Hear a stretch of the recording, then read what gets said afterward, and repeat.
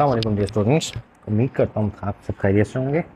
और आज हम electromagnetism lecture number 2 force on a current carrying wire in uniform magnetic field को discuss करने वाले हैं। इस टॉपिक में डियर स्टूडेंट्स हम ये सीखेंगे कि जब एक कंडक्टर जैसे ब्लू कलर का आपके सामने नज़र आ रहा है, ठीक है, हमने कहा कि इसमें से करंट फ्लो हो रहा है। हमने कहा कि इसके अंदर से करंट आई मुस्तकिल फ्लो हो रहा है, ठीक है जी। करंट आई की डायरेक्शन के अपोजिट डायरेक्शन होती है इलेक्ट्रॉन्स की, तो इलेक्ट्रॉन्स इस तरह से फ्लो होंगे, ठीक है। लेकिन जो पॉजिटिव डायरेक्शन होती है, मतलब जो करंट के साथ वाली डायरेक्शन होती है, वो पॉजिटिव चार्जेस की होती है। तो हमने कहा कि जो पॉजिटिव चार्जेस हैं वो इस तरह से फ्लो हो रहा है, तो करंट और इलेक्ट्रॉन की डायरेक्शन हमेशा अपोजिट। और करंट और पॉजिट्रॉन जिसको हम प्रोटॉन्स कहते हैं या फिर होल्स कहते हैं, जिसको हम कंडक्टर के अंदर होल्स कहते हैं, उनकी डायरेक्शन करंट की डायरेक्शन के पैरेलल होती है। हमने कहा अच्छा हम यहाँ पे कंसिडर करेंगे, हम यहाँ पे कंसिडर करेंगे इन होल्स की डायरेक्शन और करंट की डायरेक्शन को, ठीक है। अच्छा जी, हमने कहा कि ये आपके पास थीटा एंगल, ये आपके पास थीटा एंगल, ये आपके पास थीटा एंगल, ये आपके पास थीटा एंगल, ये जो एंगल है ये एंगल है आपके पास एल और बी के दरमियान में। ये एंगल आपके पास लेंथ ऑफ कंडक्टर और मैग्नेटिक फील्ड के दरमियान में, ठीक है। हमने कहा कि इस कंडक्टर में बहुत सारे इलेक्ट्रॉन्स या आपके पास होल्स होंगे, तो हम ये करते हैं कि हम एक पर्टिकुलर पार्ट ले लेते हैं इस कंडक्टर का, पर्टिकुलर पार्ट ले लेते हैं कंडक्टर का। इस पर्टिकुलर पार्ट को हमने नाम दिया डी एल का, क्योंकि बहुत बड़ा है, जिसको मतलब पूरी लेंथ है एल, छोटी सी लेंथ होगी इसकी डी एल। हमने एक पर्टिकुलर पार्ट ले लिया, ठीक है। अब यहाँ पे टोटल इलेक्ट्रॉन्स होंगे, मतलब ठीक है, यहाँ पे जो total N electrons in this region, मतलब एक इलेक्ट्रॉन है तो एक इलेक्ट्रॉन, अगर हमें बहुत सारे मालूम करने हैं तो नंबर ऑफ एन, ठीक है जी। तो हम यहाँ पे टोटल इलेक्ट्रॉन्स एन से मल्टीप्लाई करके मालूम कर सकते हैं। अब हमने करना क्या है कि इस कंडक्टर पे इस मैग्नेटिक फील्ड की वजह से कितनी फोर्स लग रही है वो चीज़ को हमने फाइंड आउट करना है, उस चीज़ को हमने फाइंड आउट करना है।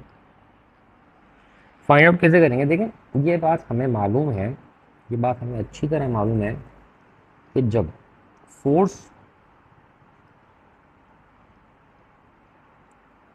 ऑन अ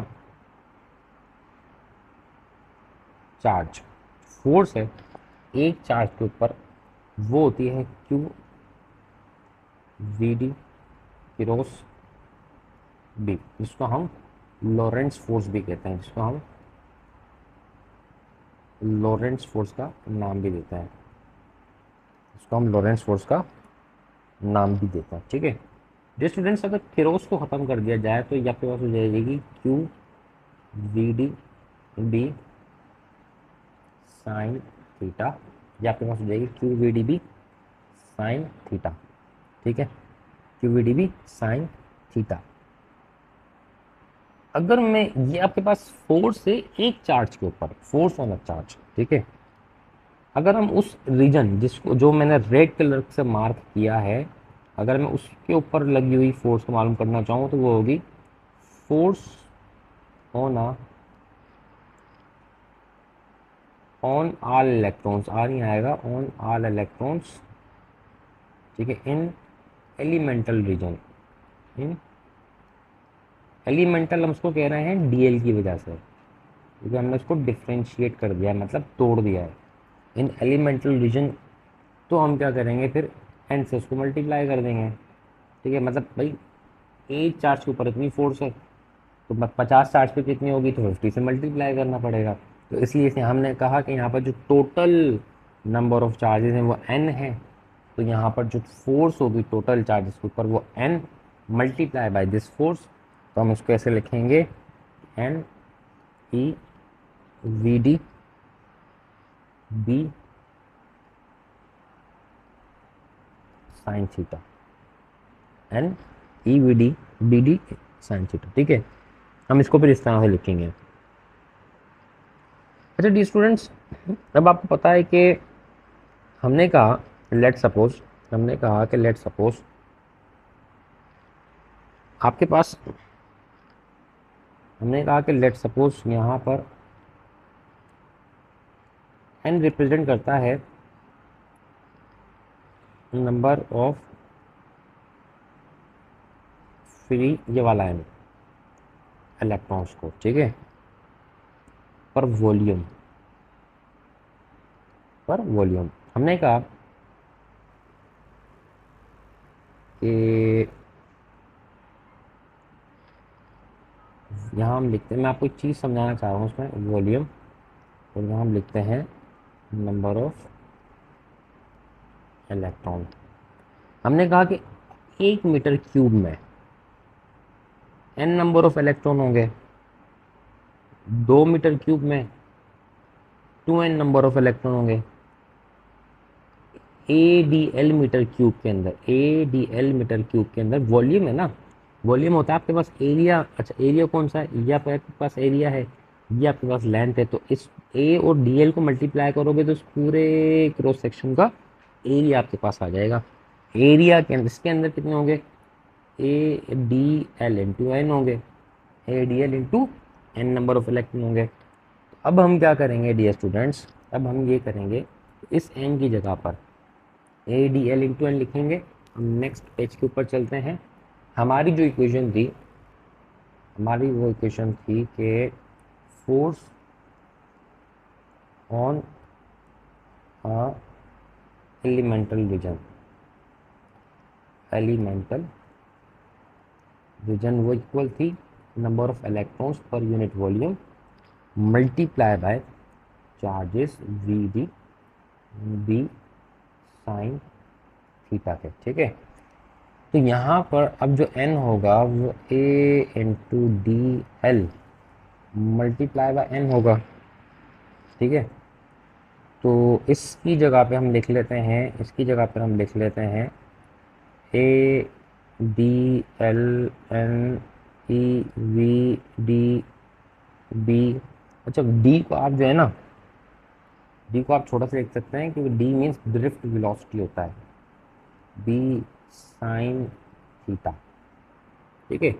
यहाँ पे VD का मतलब है ड्रिफ्ट वेलोसिटी, जिस वेलोसिटी से इलेक्ट्रॉन कंडक्टर के अंदर मूव कर रहा होता है, उसका मतलब वो है। अब हम क्या करेंगे कि टोटल फोर्स होना हुआ है, ये आपके पास हो गई, ये आपके पास होगा DF फोर्स, मतलब फोर्स ऑन दैट रीजन, जो हमने रीजन सिलेक्ट किया था रेड कलर से, ये आपके पास,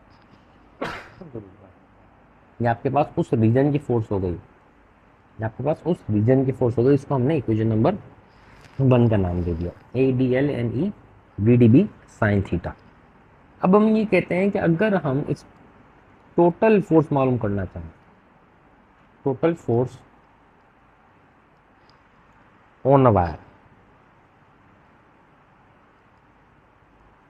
टोटल फोर्स मालूम करना चाहें तो हम इसको इंटीग्रेट कर लेंगे। Integrate DF is equal to integration ADLNEVDB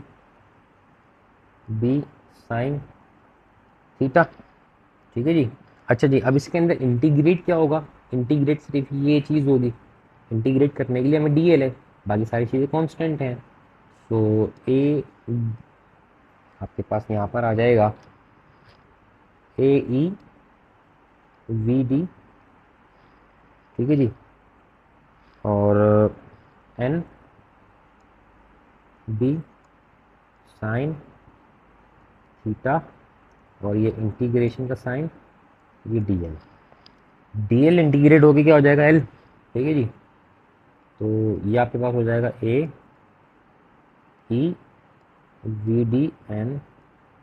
B sine theta into L।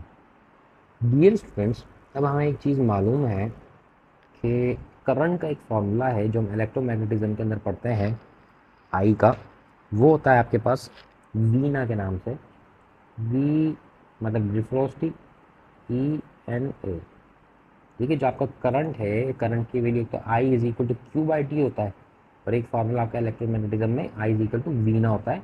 ये एक ड्राइव्ड फार्मूला है, ये क्या है आपके पास, एक ड्राइव्ड फार्मूला है, ठीक है। हमने कहा कि I VDENA की जगह पे, ये आपके पास VDEN है, VDE है आपके पास एक जगह पे, इसकी जगह पे हम लिखेंगे अब, इसकी जगह पे हम लिखेंगे F is equal to I BL sine theta. ठीक है जी। अच्छा जी, अब आपके पास क्या बचा, DL sine theta, sine theta को खत्म करेंगे, F इज इक्वल टू आपके पास ये हो जाएगा BIL sine theta, bill sine theta भी हम इसको पढ़ते हैं, या आप इसको IL क्रॉस B भी लिख सकते हैं। ये आपके पास स्केलर फॉर्म है, ये आपके पास स्केलर फॉर्म आ गई है। ठीक है, और ये आपके पास एक वेक्टर फॉर्म आ गई है, क्योंकि इसके अंदर अब डायरेक्शन मैग्नीट्यूड दोनों चीज़ें, इसमें सिर्फ मैग्नीट्यूड ही शामिल है। ठीक है डियर स्टूडेंट्स, सो ये है आपके पास वो फोर्स जो कि इस पूरे वायर के ऊपर लगेगी, और इस मैग्नेटिक फील्ड की वजह से इस फॉर्मूले में आपका जो F है वो directly proportional to I, directly proportional to length of a conductor and directly proportional to the magnetic field होता है। ठीक है, और अगर हम बात करें कि आपके पास जो मैक्सिमम फोर्स कितनी होती है, अगर हम यहाँ पर मैक्सिमम फोर्स की बात करते हैं तो मैक्सिमम फोर्स की अगर हम बात करते हैं, मैक्सिमम फोर्स वाई के ऊपर कब एग्जर्ट होती है, उसका जवाब हमारे पास ये है कि अगर लेंथ इस परपेंडिकुलर टू बी, मतलब थीटा क्या हो, 90 डिग्री का हो। ठीक है, थीटा क्या हो, 90 डिग्री का हो, तब जाके आपके पास वो जो फोर्स है वो मैक्सिमम हो सकती है। ठीक है, अब वो मैक्सिमम कैसे होगी डियर स्टूडेंट्स, वो मैक्सिमम देखें, आपके पास फॉर्मूला है F is equal to BIL sine theta की जगह पे आपने 90 रखा, एज वी नो साइन 90 आपके पास होता है 1 के इक्वल, आपके पास आंसर आया BIL। तो ये आपके पास मैक्सिमम फोर्स है when theta is equal to 90 degree. और अगर हम मिनिमम फोर्स की बात करते हैं, अगर हम मिनिमम फोर्स की बात करते हैं कि इस वायर के ऊपर मिनिमम फोर्स कितनी होगी, मिनिमम फोर्स की बात करते हैं डियर स्टूडेंट्स, तो मिनिमम फोर्स जब होती है कि जब आपके पास length is parallel to B हो, या फिर length is anti parallel to P O, means के थीटा या तो 0 डिग्री हो या फिर वो 180 डिग्री की इक्वल हो, तो आपकी फोर्स 0 या फिर नेगेटिव होती है। ठीक है, तो ये हुआ लेक्चर तमाम, अपना बहुत सारा ख्याल रखें, तब तक के लिए अल्लाह हाफ़िज़।